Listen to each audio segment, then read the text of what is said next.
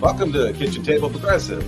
Paul Richardson here, along with Joyce Nance, inviting you to join us around the table for an hour of up-tempo, casual conversation on law, civics, and politics driving the current issues, where the menu is progressive and the table manners are unapologetically liberal. On the program this week, another race-based shooting in Jacksonville, Florida. How do the divisions of the culture war help Republicans? We'll look into that question. Ron DeSantis condemned the shooting, kind of, but also kind of reaffirmed his solidly racist views in doing so. In the second segment, Mark Meadows testified for 5 hours in federal court in a hearing to have his indictment in the Georgia racketeering case removed to federal court. We'll look at the jurisdictional issues there. I'll explain kind of what that means, why federal court, and why he may want it removed, and why it may not do any good, and why it probably won't happen, in my view.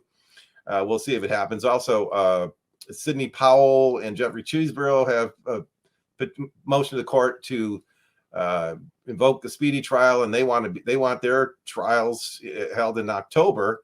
And I think Fani Willis is probably eager for all of the defendants to have their trials begin in October. We'll see how that affects them, whether they get their way, and will it affect other defendants in the case. In the third segment, Mitch McConnell freezes up again this week, talking about someone asked him about whether he's had any intentions of running again in 2026. Believe that's 2.5 years away. No, it's 3 years away. Really, this is 2023, and he freezes up. I don't know that Mitch McConnell can unfreeze in 3 years, but we'll look at, should there be age limits for politicians, and how would that work? How would that be implemented? There's some constitutional concerns about that, and of course, in our fourth segment, we'll take another look at January 6th and what's been going on with that case. We'll talk more about that. So. Let's jump into the shooting in Jacksonville. A young man, 21 years old, I believe, went to a discount dollar store where he brought, I think, a couple of guns, high capacity magazine guns, and semi-automatic. I think one was a pistol, one was a rifle of some sort. Opened up fire into some cars, and this was in a predominantly black African-American neighborhood area, and he drove there with that intention. I haven't seen the manifesto. They're wanting to get the manifesto to see how racial, if this was truly racially motivated. He shot into the killed. I think one person was killed in the car. I didn't hear if there were anybody who was wounded, but 3 were killed. One person was killed in the parking lot. Then he went into the store and killed 2 other. All these were 2 other people he killed in the store. All of them African American. And then he went to the back of the store, inside the store, where he apparently texted his father that this was the end for him as well. And there was a shot fired.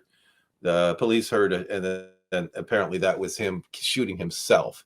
So again, how does this help? This violent attitude, very truculent conveyance that Republicans and the MAGA crowd have. Not only is it racist, there's always some threat that somebody's going to be killed. Guns are the problem. Frankly, they are the problem, because just saying that guns are a tool, I don't find that tools are not used to destroy people, and just having so many of these available to people who are clearly, I'm not going to give them the benefit of the doubt that they're unstable or that they're mentally ill. I really don't believe that, because mentally ill people are generally not dangerous. And if we were to look at the idea of mental illness being equally distributed across the society. Certainly, mentally ill people without guns aren't killing people. If you want to chalk it up to mental illness, then you certainly have to acknowledge that mentally ill people who have guns and grievances and grudges that are being fueled and fomented by the MAGA movement and Donald Trump, who, by the way, Donald Trump has said, if this isn't even dog whistly, it's a whistle that anybody can hear, that all we have to do is stop the riggers stop the riggers from voting. Now, I don't think you don't have to be too intelligent to understand what he's really saying. Hey, stop the riggers. Well, how do we know who's a rigger? Well, we just have to know what it rhymes with. And this is the culture. There's somebody that, if you're white and you're a MAGA movement person, that it's not your fault. Whatever you don't have in life is not your fault. It's somebody else's fault. It's not that you have a lack of initiative and you don't want to get an education, you don't want to get some training, you don't really want to get out there and earn a living and make a living. It's somebody who's stopping you. It's some person of color, or it's somebody who's gay or lesbian or transgender. They're the ones who are stopping you. And it's people who, and the other thing is, it's also people, the liberals, who want to kill babies. This is what the division that they want to create, because I read something in Daily Kos this week that was talking about how does it help it, and what it does is those who do like this young man did, who shoot people and then shoot themselves, well, they're chalked up as heroes, as martyrs, because at least they got some of them. At least they got some of those black people who are the riggers, who are causing the problems that white people want to get upset about. This is what are white people afraid of? What they're afraid of is their own culpability and their own failures. The people who use guns and are acquitted of their crime, such as Kyle Rittenhouse, he is a hero. He's written up as a hero. And those who use guns and don't kill themselves and end up convicted, well, they're martyrs for the cause. But the whole thing is, at least, because white people in general are cowards, at least somebody went out and got some of them. Yeah, got somebody. And that's sort of the projection that, I guess, what we're hearing from the Republican Party. It's always somebody. There's always these grievances, and they're morally based or culturally based. The cultural grievances, the cultural and moral grievances that they have. And I had an interesting discussion with a friend of mine this earlier. I was actually the week before last, talking about, he's a seminary graduate and a very bright guy. And we were talking about, have you ever noticed that the MAGA movement and the right wing always has some kind of moral grievance? Their cultural grievances are always based somewhere in morality. And what he was informing me of, which I hadn't known before, because I thought that things like abortion, these aren't really I said it's not really a Christian issue. And what he said to me, it's not a biblical issue, but it is a Christian issue. And I said, how is that so, if it's not biblical?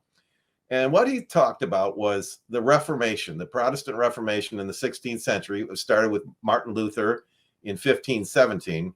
It was a Reformation against the Catholic Church. And what the Reformationists did was, in order to strike up some kind of difference with the Catholic Church, is they brought up every kind of moral issue they could think of.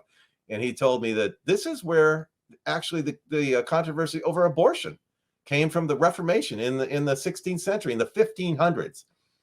The church had not taken a position on abortion. Nobody had. Abortion was something that people had abortions when pregnancies became difficult, because women were giving birth was extremely dangerous, and many women, if they had children, they don't want to have a mother die giving childbirth, which often happened up until actually only about the turn of the 20th century. It was all of these things were what the Reformationists, Luther, Calvin, and the Anabaptist Reformationists brought up. All of these positions, moral positions, were not part of Christianity. They were part of the Reformation to start a fight with the church.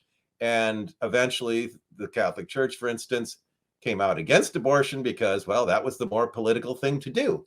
The Reformationists were against abortion, and then the Catholic Church came out against abortion. And then some Reformationists, as the centuries went on, well, no, it's up to the person, it's up to, but Protestants, this is how it became, all of these moral things became Christian issues from the Reformation.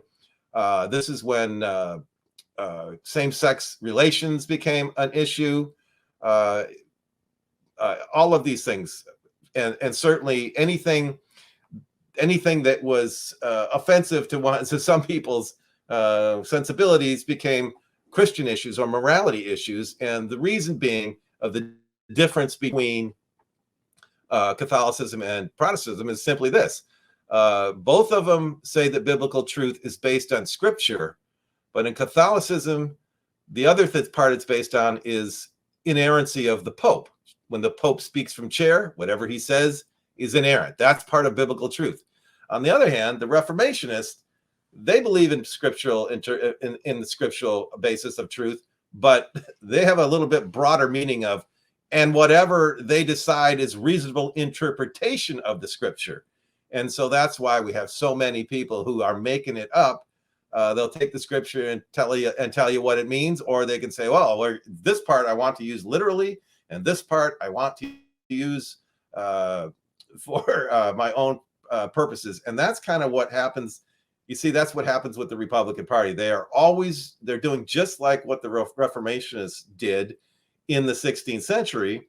They are bringing up literally every grievance and difference they can think of to say the liberals do this, that, or the other thing, but we are the morally correct people. God is on our side, and therefore this is the correct being against abortion. Like I said, nothing in the Bible about abortion. There's nothing. None of their are biblically based, but they come from the Reformation. We'll be right back.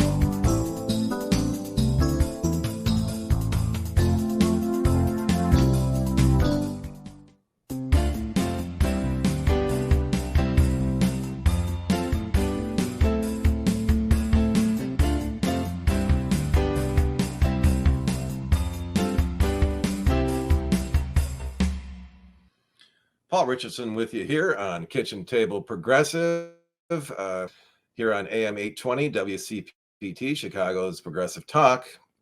Here in segment 2, wanted to get into the Georgia RECO case, the racketeering case, where the Donald Trump and 18 other defendants were indicted on RICO charges, that being a widespread conspiracy to interfere with the election results in Georgia.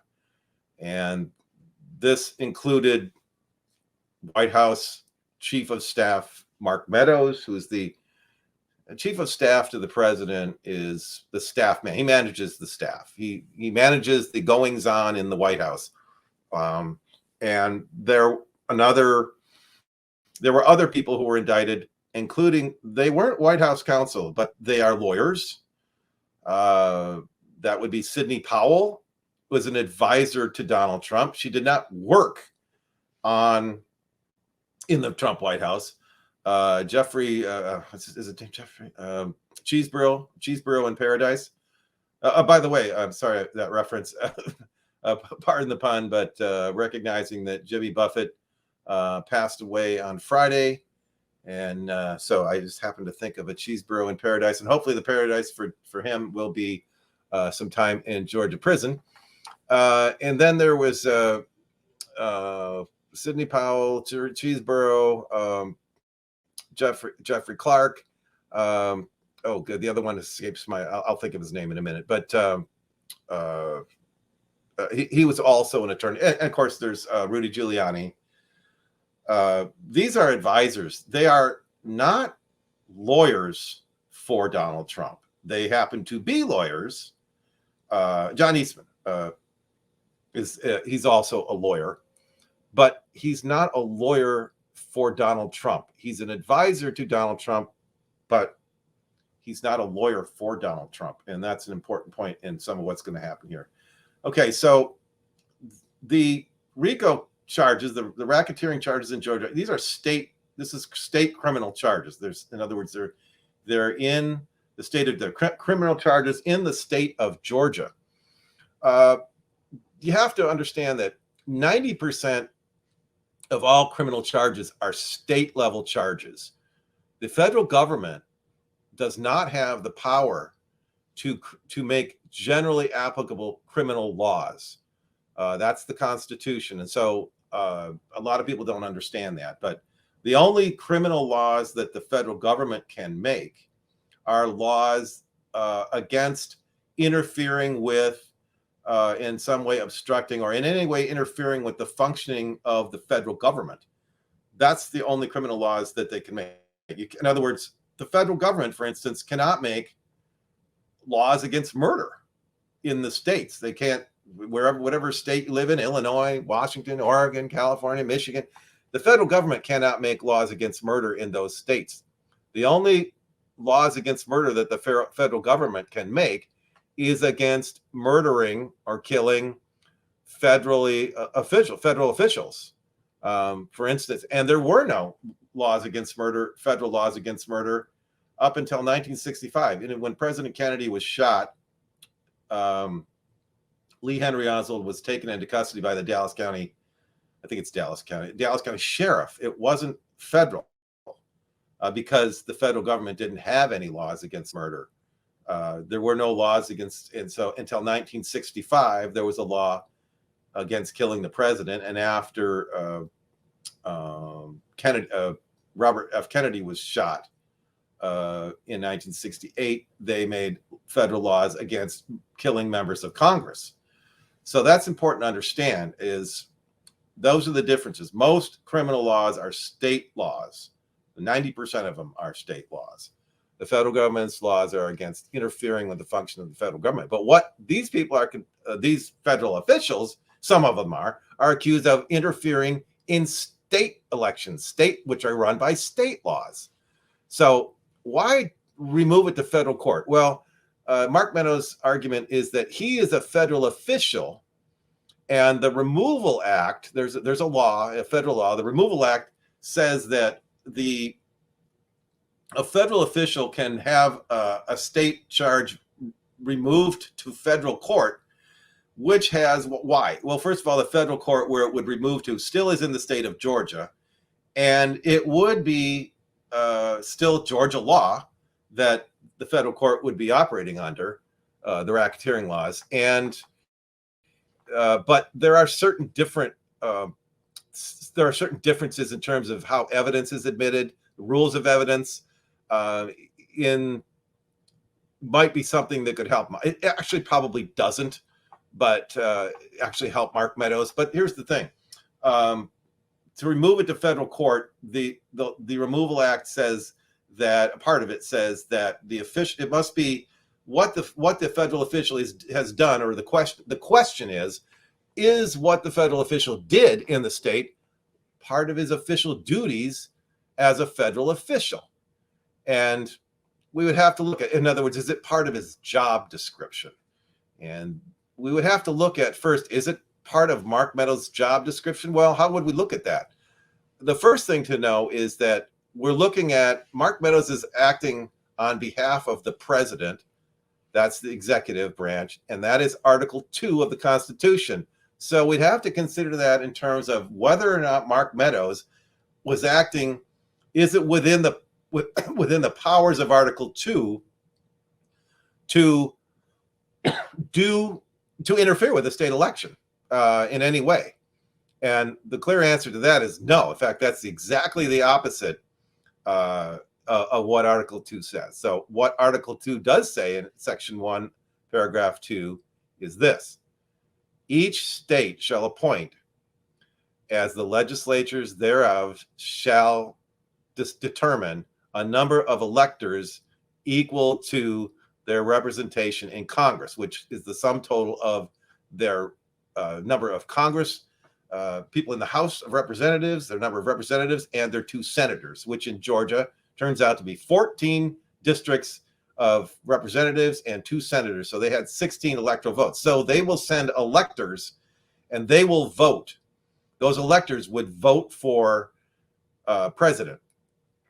Well, that's what the state does. And it says in Article 1, Section 4, that the states shall run their own elections. So to have the federal government interfering with this this is not part of Mark Meadows' job. So he's counting on the fact that the Removal Act, simply because it says if you're a federal official. Well, is Mark Meadows a federal official? Not really. He works on behalf of the president. So we would have to decide whether or not it's within the powers, and that means not the rights, the powers of Article 2, the powers of the president to intervene, intercede, or in any way interfere with the voting, the election in a state.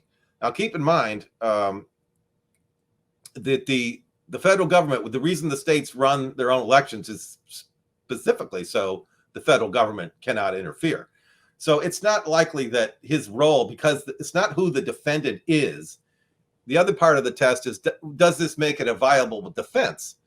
And no, I don't think that it does. That the fact that he's the chief of staff, other people making this claim, for instance, like I said, Sidney Powell, Rudy Giuliani, they don't work for the White House at all. They're not, and they would be under the same restriction. Is it within the Article 2 powers of the president to intervene?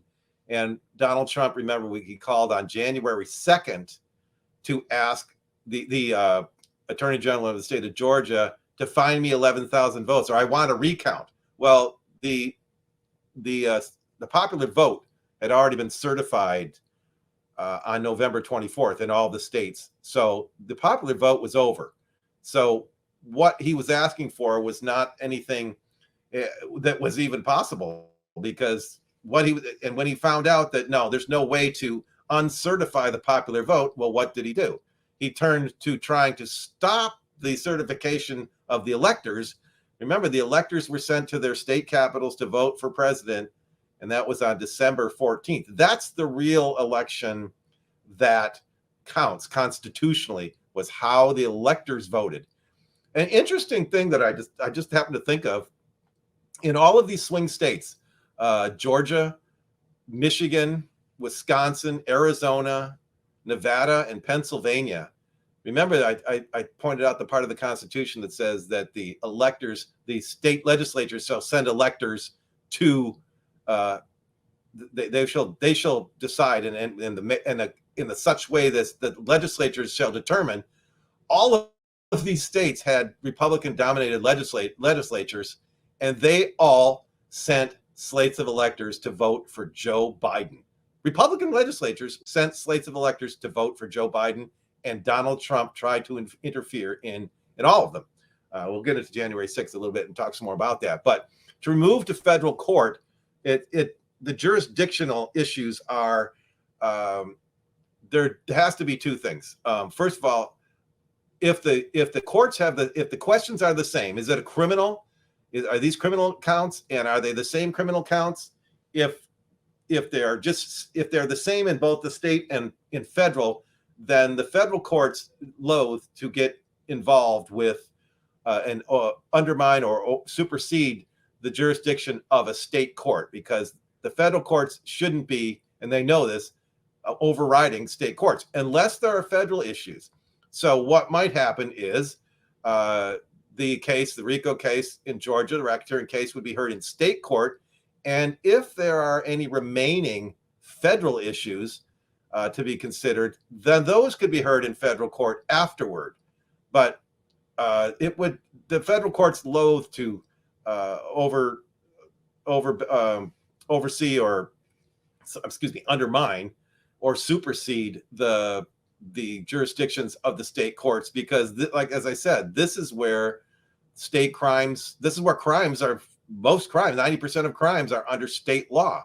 So it would be silly. Like I said, there are no general crimes against, for instance, murder. So let's say that Donald Trump shot somebody on Fifth Avenue and said, "Oh, I want my case removed to federal court," where there are no laws against Donald Trump shooting anybody on Fifth Avenue. Remember, I said that the federal government, the federal laws against murder are only against murdering people of the federal officials of the federal government. So it would make no sense to have a defendant who, just because they're a federal official, remove their case to state court just because there are no laws protecting it. We'll be right back.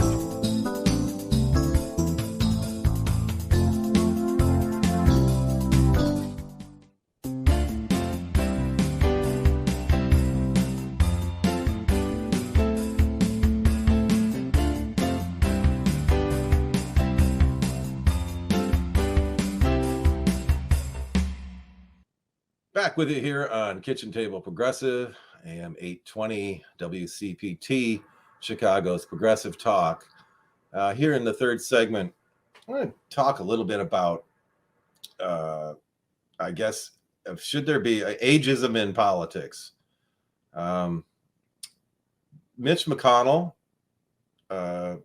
was asked earlier this week if he plans to run for office again in 2026. That would be November of 2026, which is that's more than 3 years from now. And Mitch McConnell froze up. He couldn't speak, couldn't articulate anything. This happened to him about a month ago when he stepped up to the lectern in the Capitol to make some remarks, and he froze up and couldn't speak. Mitch McConnell apparently has Parkinson's disease, and this may be related to that. People wondered, has he had a stroke? And that, apparently he hasn't. Things I've heard were that he has his medication. Something about his medications was either he needed to take a dose of his medications, or if his medications were running low or whatever, this could happen. But in any case, he had an issue, and his staff appeared not to be, well, they weren't terribly concerned. Either time, in fact, they just said, "Do you have anything more to say, Senator?" And he, excuse me a second here, let me get a drink. He said no. Or he didn't say anything. He was still frozen. But Dianne Feinstein was very ill. She's older. Mitch McConnell is 81, I believe. Dianne Feinstein is 89. Chuck Grassley is 89. There are a number of senators who are, I don't know how. Nancy Pelosi is 80, I think. And the questions have become whether or not there should be an age limit on. I don't know how this would actually play out. How would this be accomplished? But one thing that happened with Dianne Feinstein is that people have been urging that she resign so that, because she's been sometimes not there. She was in the hospital for a while with shingles, I think, and she hasn't been well. But for her to step down at this point, and the reason she isn't is because it's actually Mitch McConnell to replace her, to appoint someone else onto the Judiciary Committee. There are rules, very complicated rules, I guess, about allowing another Democrat to be appointed to the committee. Of course, if she stepped down, I think there would be a special election held in California. I think first the California governor could, Gavin Newsom, could temporarily appoint a senator until a special election was held. But in the meantime, Republicans could block another Democrat from being appointed to the Judiciary Committee. This is kind of amazing that the minority can block the majority from reseating somebody else. Yet Mitch McConnell is blocking that because they don't want President Biden to be able to appoint any more judges to the bench. This is the strategy that they have been working with all along for a number of years since Mitch McConnell has been the minority leader. Of course, most notoriously, I suppose, or most notably, if nothing else, was the upon the death of Supreme Court Associate Justice Antonin Scalia in 2016. In February of 2016, would not consider any of Barack Obama's appointments to the Supreme Court. This was rightfully President Obama's choice of the court, but Mitch McConnell said in February of 2016, it's too close to an election. It's too close to an election. Let the people decide. And people presumed that Hillary Clinton would, frankly, I think President Obama probably presumed that Hillary Clinton would win, because at that point, Donald Trump was quite, I think, securely the presumptive nominee to run for the Republican Party. And I think President Obama should have made a lot more noise about. He should have protested much more vigorously than he did. But then Trump was installed as the president, and so the Democrats didn't get their choice on the seat. So, what's the question? I mean, how the Constitution doesn't say anything about an age limit. It simply says that in order to serve as, it has an age, minimum age. So in order to serve as a representative in the House of Representatives, a person must be 25 years old. And I think 7 years lived in that state, 7 years. In order to be a senator, the person has to be 30 years old, and I think lived 9 years in the state. And in order to be president, you have to be at least 35 years old and have lived 14 years in one of the states, 14 years in the United States. But there's no age limit. So it's a credible question, but constitutionally, how would it be? How could it be accomplished? Well, we'd need a constitutional amendment in order to put a constitutional age limit. And that's probably not going to happen. That would require 3/4 of the states to ratify such an amendment, 38 states. And that's not likely to happen because, there are both sides, Republicans and Democrats, have older members that they probably aren't willing to say, oh, you got to go. We have Supreme Court justices who will be in their 80s. We've had Supreme Court justices. Well, actually, what was it? A Senator Strom Thurmond was in his 95, I think, or did he die I think he died in office at least 95. Maybe he was 100, but too old. He could barely speak. Supreme Court Justice Oliver Wendell Holmes Jr. served until he was 91 years old. But there are other Supreme Court justices that were not nearly as old and began to have a cognitive issues and in their 70s, and there was no way to remove them. William O. Douglas was one of them. He was kind of really getting dementia in the 70s, and I think he was only 75 or 76. So how would this be accomplished? A constitutional amendment is not likely. Could it be accomplished at the state level? Well, maybe, because oftentimes the states certainly could. The parties in the states could make rules, age limit rules. They could make laws that nobody above a certain age can serve in a state office, not a federal office. They could not do that. But because people often move from serving in a state office to a federal office. I don't know. They could, let's say you made the age limit 65, for instance. Well, once a person hit 65 and they were in a state office, they might not be able to serve in that office anymore, but then they could just turn around and run for a federal office. There's nothing to stop them from doing that. And probably at that age, you're either going to run for federal office or you're not. Could the parties, I don't see a way to accomplish this. The parties themselves, I just don't see how it could be done.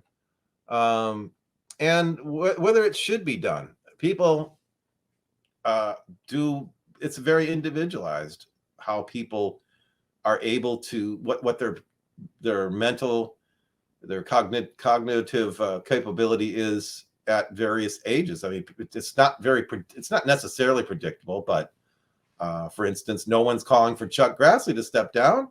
He's 89, and you might wonder if he's really functioning at the top of his personal performance. He doesn't have much to say, but the people of Iowa keep sending him back. It would have to ultimately be, I think, up to the voters. And then you're going to have these sort of ageism campaigns where people will be calling each other too old. And I personally am not comfortable with it being a strict limit. I don't think if it were a constitutional amendment, I think that's the only way to actually have any effect, even at the state level, because I can't see how there was any other way to accomplish it. There's even laws in the states could be challenged based on age. That could be, although there aren't federal laws that necessarily discriminate against age. So I'm not sure where that would go in court. But if the states passed laws that you couldn't run for office, at least in the state level, you couldn't. The states could not pass laws that would prevent people from running for office at a certain age for federal office. That would be undeniably struck down by any federal court, because the Constitution doesn't have that provision that there is an age limit. We just have minimum ages. So I'm not sure how would we go about this. It's an interesting question, but we have heard Republicans, at least the MAGA wing, has openly kind of dumped Mitch McConnell. I have heard conservative talk radio saying that he's too old and therefore Biden's too old. And I don't see a difference. I mean, if you look at it this way, I don't see any difference between Biden and Donald Trump, for that matter. He's almost the same age. We'll be right back.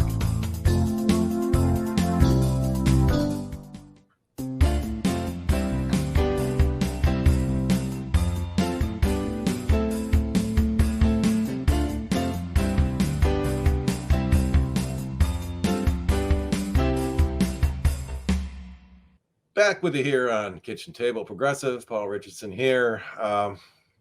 So we often do at least review the January 6th, the insurrection, a horrible day of a horrible attack on our state capitol, or sorry, on our United States Capitol. And I like to tell this anecdote sometimes, and maybe I've talked about it on this program before, but why it offended me, why the January 6th attack really offended me so much is when I was about, I think I was 11.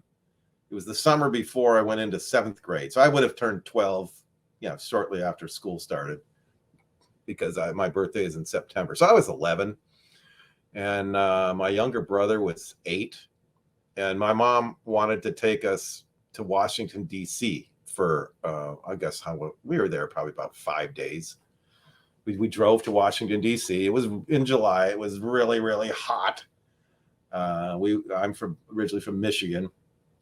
We drove there. It was a long drive. And, I was 11, my brother was 8. And we were, there's only so much sightseeing that an 11-year-old and an 8-year-old can do before we start getting kind of squirrely. And so on this particular day, we went to the Capitol, and we were in the Capitol, the big, I guess I don't know if that's the rotunda, I guess it was the big room in the Capitol. Anyway, my mom was looking at exhibits, and my brother and I were chasing around in there because it was so big. It was like, great for running, and we were chasing around and getting, acting like little rascals, totally pushing each other and punching each other and hiding behind stuff and laughing and giggling and just being little brats, little terrors. And when this woman who worked at the Capitol, I don't think she was a Capitol guard. She had a uniform on, a kind of like a blue jacket and skirt, and she had a pin on her. But she came up and she grabbed the two of us. She said, boys, this is the United States Capitol. And she just chewed us. She was a woman who was about, she kind of reminded me of a school principal. She was, I think at the time, probably older than my mom. So she's probably in her 50s, but she wasn't as old as Grandma, I thought. That she sure looked strict and stern. And she chewed us out and said, this is the United States Capitol. You will not behave that way, or I will. And she said, where's your mother? And I pointed over there. My mom was looking at this scene, and then my mom looked away like, I don't know those two little terror brats. And she said, well, you better get with your mother, and if I catch you again, I'm going to put all of you out. You and your mother I'm going to put you out. And then a Capitol guard came up, and he said, is a problem here? And he said, these two boys need to find their mother. And he was a nice guy. He said, okay. He says, all right, I'll take care of it. And he says, okay, let's go find your mom, guys. So we walked over, and he says, okay, now stick with your mom. And he walked away. But when I thought about it, the rebuking we got, that this is a place of respect, I never forgot about it, because obviously it was 50 years ago this happened. And I never forgot it. So to see people trashing our Capitol, our United States Capitol building, spreading feces on the walls and urinating and breaking things, it's just, I could hardly believe it. And this is in the name of patriotism. I can't believe it. Well, now these Proud Boys and Oath Keepers have been on trial, and they're starting to be sentenced. And I believe it was on Thursday that one of the Oath Keepers was sentenced, and this guy just blubbered. He was a puddle of blubbering tears in court as he was being sentenced to 17 years, which was quite lenient. Stuart Rhodes, who was thought of as being the guy with the patch over his eye, who was thought of as being the leader of this whole thing, he got 18 years. And Merrick Garland is the Attorney General, is appealing this to try and raise it, because the sentencing guidelines are 27 to 33 years.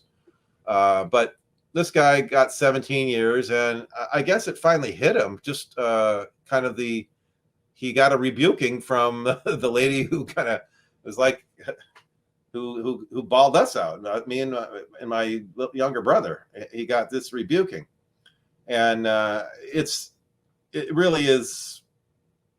I guess it's hard to see somebody go to prison and that finally hits them, but that's what they were bargaining for, and they were attacking us. They were attacking our government, and they would have gone through with it. They were not peacefully protesting, and they were engaged in obstruction. And what was the obstruction? What were they trying to do? Well, I talked about this in the second segment.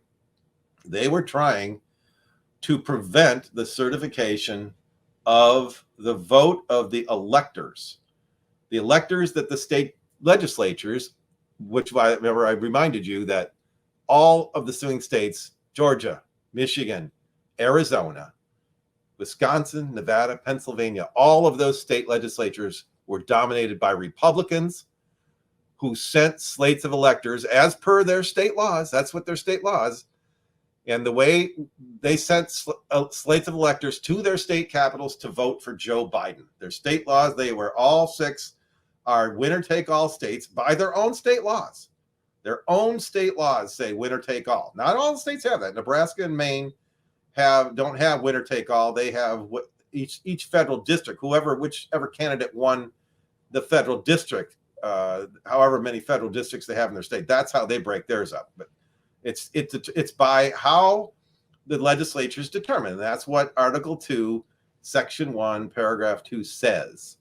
That the legislatures and all of these state legislatures were Republican dominated and sent slate electors. So then who comes to submit phony electors slates? The Republicans within those states were trying to undermine their own state legislatures, which were dominated by Republicans. So they kind of they undermined themselves. That's what they did. And however much fraud they want to claim there was in the popular vote in the states doesn't matter, because the way it works is the way the legislatures decide how to send electors to the state capitals has been since 1880, has been by popular vote of the people in every state. The legislatures in every state, only since 1880, that's the 20th president, James A. Garfield, was elected by electors who were sent to their state capitals by popular vote of the people. Before that, we didn't vote for president. The legislatures didn't have popular votes for president. Only the legislatures themselves just sent the electors to the state capitals to vote for president. That's the constitutional part that counts in Article 2, Section 1. And having no luck overturning or getting 11,000 votes or being thrown out of court, I think almost 60 times, the Trump campaign decided they did, and the reason they were thrown out of court is because in order to prove fraud, they've said there's fraudulent elections. You have to sue somebody. You have to say who was the fraudulent. You can't. Okay, so we're back. I'm sorry, we've had a little bit of a technical problem. So let's see if we can get back on track here. Sorry, we had a bit of a power blip, which seems to be frequent with the weather this summer. I don't know. I'm not sure why. Power seems to be flickering all the time. So just to finish up here with January 6th, because I know we only have a few minutes left, the electors were sent to the Capitol, their state capitals, to vote for, and most of the legislatures have winner take all. And so those Republican legislatures in Georgia, Michigan, Arizona, Wisconsin, Nevada, and Pennsylvania, all those are the swing states that Donald Trump said there was voter fraud in. But see, it doesn't really matter because that's just a formality at the state level. That's not the constitutional important part. The constitutionally important part is the electors voting on December 14th. And because Donald Trump or the Trump campaign wasn't able to get anywhere in court because they didn't sue anybody. They didn't. If you want to have fraud, you have to sue somebody and accuse them of something and prove it in court. You just can't go to court and tell the court, something's fishy here. So, you got to do something about it. You have to sue somebody, and they didn't. So that being they were not successful in having any review or recounts, which they could have paid for. They could have paid for recounts in those states, but they didn't.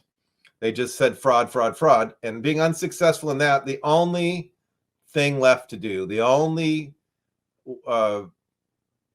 the only thing they had left to do was try and stop the certification of the vote of the electors, which took place on December 14th, 2020. And that would have been certified by, as it's described in the Article 2, by the Congress.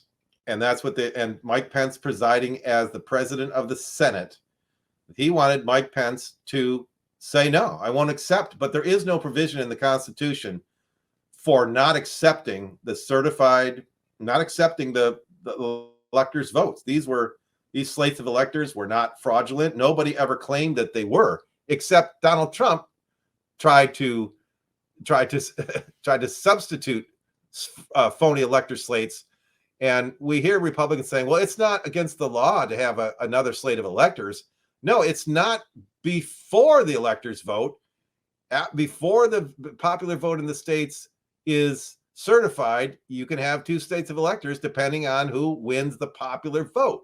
But once the popular vote is certified, whoever the winner is, the other slate of electors, the Republican slates were not valid. They were no longer eligible to vote in the December 14th election at the state capitals for the president. And that's what really counts, was the December 14th vote of the electors at the state capitals. So what did they do? Well, Donald Trump, his whole campaign was stop the steal.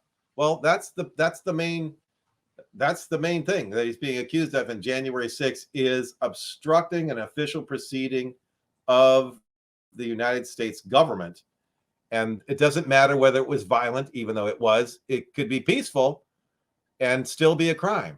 They could have had a sit-in at the Capitol, blocking the doors so Congress couldn't get in and say, hey, we're not going to let you certify the vote.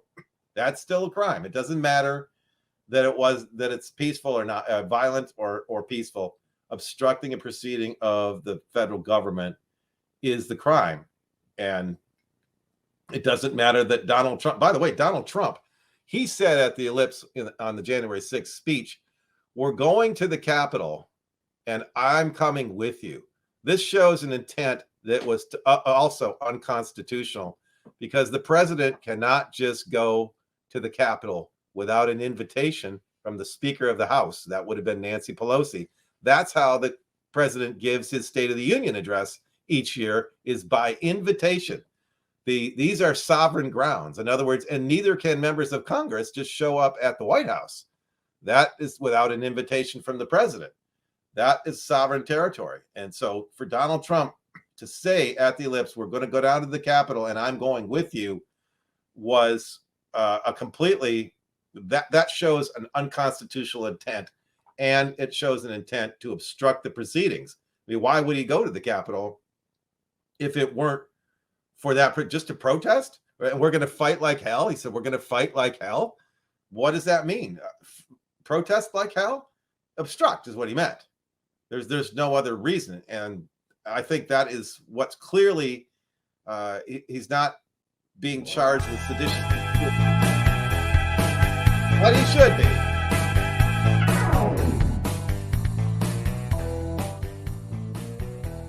Well, that's another edition of Kitchen Table Progressive. Thanks for being with us once again. You can check us out on our Facebook page, our website, not our Facebook page, our website at kitchentableprogressive.com, and our YouTube channel. Once again, join us every Sunday at 6 p.m. Central, immediately following the family meeting for Kitchen Table Progressive, here on AM 820 WCPT, Chicago's Progressive Talk, where facts matter. We'll see you next time.